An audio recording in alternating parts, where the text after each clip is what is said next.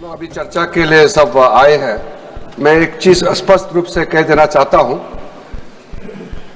जितने भी नोटिसेस आए हैं, कई दिनों से नोटिसेस आए हैं, कई मुद्दे हैं, दोनों सदन के ओर से विपक्ष और पक्ष हर पार्टी से कुछ न कुछ मुद्दे के लिए नोटिस सर्व किए गए हैं।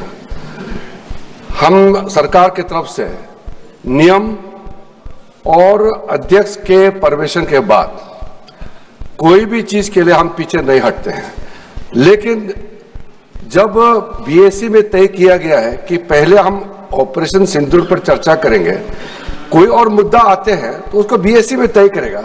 तो मेरा अनुरोध है अपने विपक्ष के साथियों से, आज जैसे तय किया गया है, 2 बार सदन स्थगित हो चुके हैं, आज चर्चा हम जैसे तय किया है ऑपरेशन सिंदूर पर 16 घंटे का चर्चा करने के बाद कोई भी विषय जो बीएसी में आएगा और बीएसी में रूल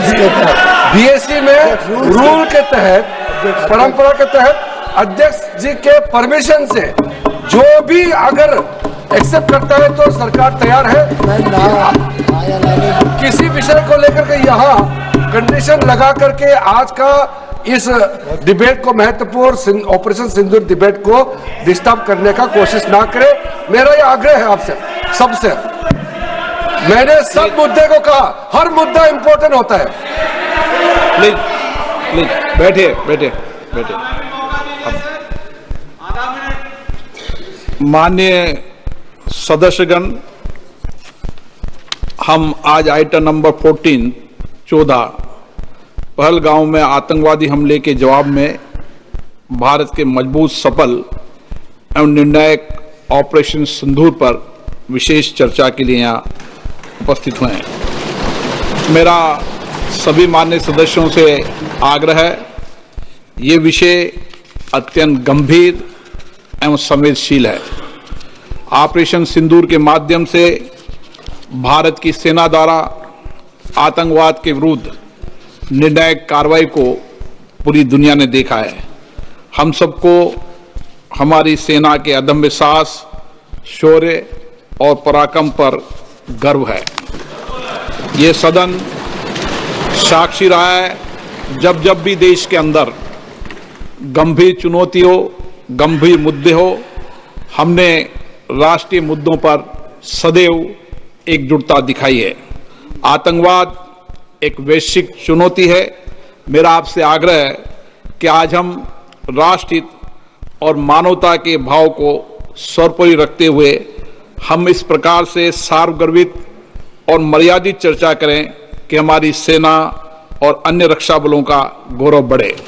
भारत की संसद से दुनिया में आतंकवाद के विरुद्ध सामूहिक संघर्ष का एक मजबूत संदेश संसद से जाए। माननीय रक्षा मंत्री राजनाथ सिंह जी।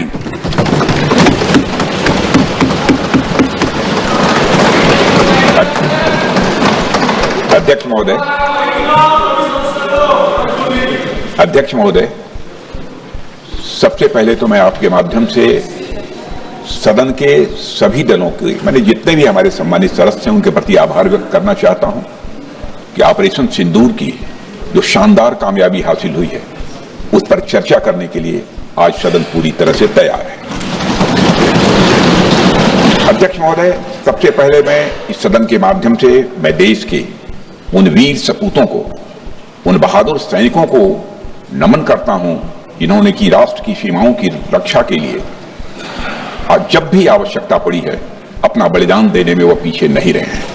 आज भी वह तैयार हैं और आज भी वह तत्पर हैं। साथ ही मैं उन सैनिकों की स्मृति को भी अध्यक्ष महोदय नमन करता हूं जिन्होंने की भारत की एकता और अखंडता सुनिश्चित करने के लिए अपना सर्वस्व बलिदान कर दिया। मैं पूरे देश की तरफ से सेनाओं के सभी जवानों के प्रति कृतज्ञता व्यक्त करता हूं। अध्यक्ष महोदय, आज मैं आपकी अनुमति से ऑपरेशन सिंदूर से जुड़े कुछ महत्वपूर्ण तथ्यों और विषयों को सदन के समक्ष रखने के लिए यहां खड़ा हूं। अध्यक्ष महोदय, 6 और 7 मई 2025 को भारतीय सेनाओं ने ऑपरेशन सिंदूर के नाम से एक ऐतिहासिक सैन्य कार्रवाई को अंजाम दिया।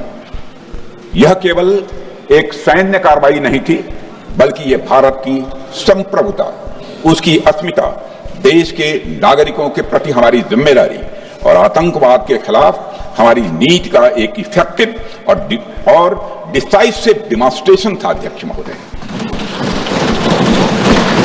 महोदय, जैसा इस सदन को जानकारी है, 22 अप्रैल 2025 को जम्मू कश्मीर के पहलगाम क्षेत्र में एक अमानवीय और कायराना आतंकी हमला हुआ।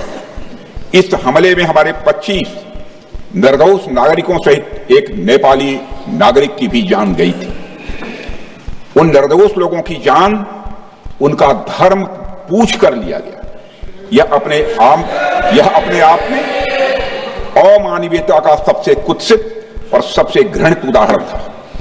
यह घटना भारत की सहन शक्ति की सीमा की भी मैं मानता हूं परीक्षा की। अध्यक्ष महोदय, इस हमले के तुरंत बाद हमारे प्रधानमंत्री श्री नरेंद्र मोदी जी ने तीनों सेनाओं के प्रमुखों की एक उच्च स्तरीय बैठक की और उन्हें छूट दी गई कि वे अपने विवेक, स्ट्रेटेजिक अंडरस्टैंडिंग और रीजनल सिक्योरिटी सिचुएशन को ध्यान में रखते हुए वह निर्णायक कार्रवाई करें।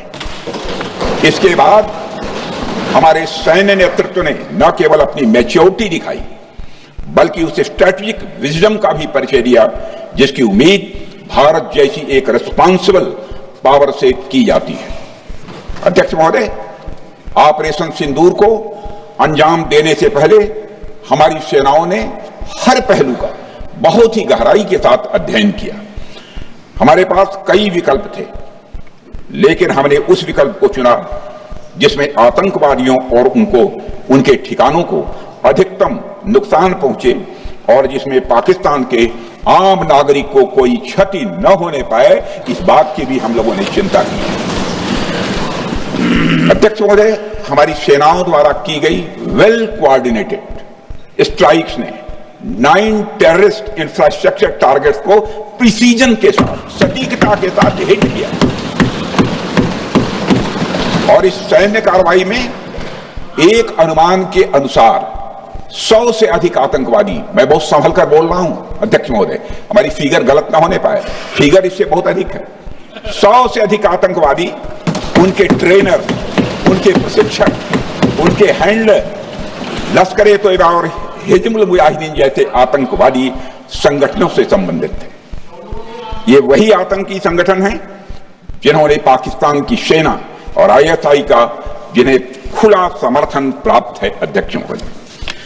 अध्यक्ष महोदय, 7 मई 2025 को रात्रि 1:05 भारतीय सशस्त्र बलों ने ऑपरेशन सिंदूर प्रारंभ किया, जिसमें पाकिस्तान और पाक ऑक्युपाइड कश्मीर में भारत के खिलाफ आतंकी गतिविधियों से जुड़े 9 स्थानों को निशाना बनाया गया।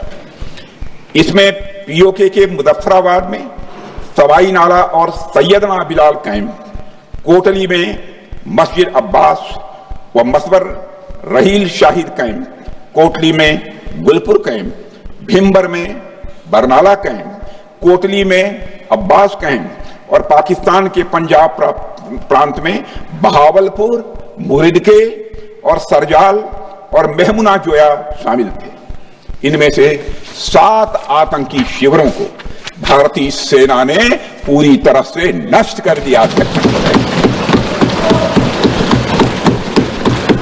जबकि भारतीय वायुसेना ने मुरिदके और बहावलपुर को नेस्त नाबूद किया, जो लश्कर-ए-तोयबा और जैश-ए-मोहम्मद के केंद्र हैं। पूरा ऑपरेशन मात्र, अध्यक्ष महोदय,